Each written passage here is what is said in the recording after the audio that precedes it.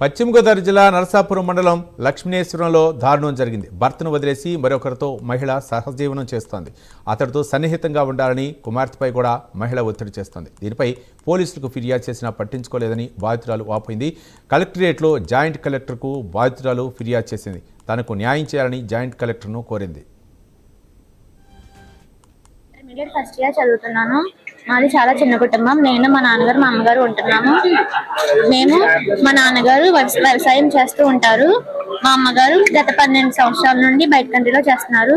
ఆమె వచ్చేసి 2 సంవత్సరాలు అవుతుంది. మాతోనే కాలక్షేపం చేస్తున్నారు. నన్ను చదివిస్తున్నారు. నాకు ఫీజు అయ్యి కడుతున్నారు. నాతో పాటే ఉంటున్నారు.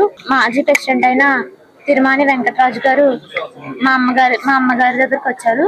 వస్తే అవి చేస్తున్నాం ఇవి చేస్తున్నాం అన్న పేరు మీద వచ్చారు. వస్తే దగ్గర అవుతే ఆయన వచ్చిన దగ్గర నుండి మా అమ్మ మాతో మాట్లాడడం తగ్గించేసింది. మాతో ప్రేమగా ఉండడం తగ్గించేసింది. మమ్మల్ని అందరినీ దూరం పెట్టేసింది. మా నాన్నగారు చాలా సార్లు అడిగారు, ఆయన ఎందుకని వస్తున్నారు, ఆయన్ని పంపించే ఇక్కడికి రావడానికి వీలేదని అన్నారు. అయినా మా అమ్మగారు వెళ్ళలేదు. నాకు ఆయనే కావాలి, ఆయన చెప్పిందే వేదం అని చెప్పేసి ఆయన మాటే వెళ్తున్నారు. ఆయనతోనే ఉంటున్నారు. అయితే మా నాన్నగారు చాలా సార్లు చూసారంట ఆయనతో ఉండడం, ఆయనతో జరిగిన కథలు చూడడం. వాళ్ళిద్దరూ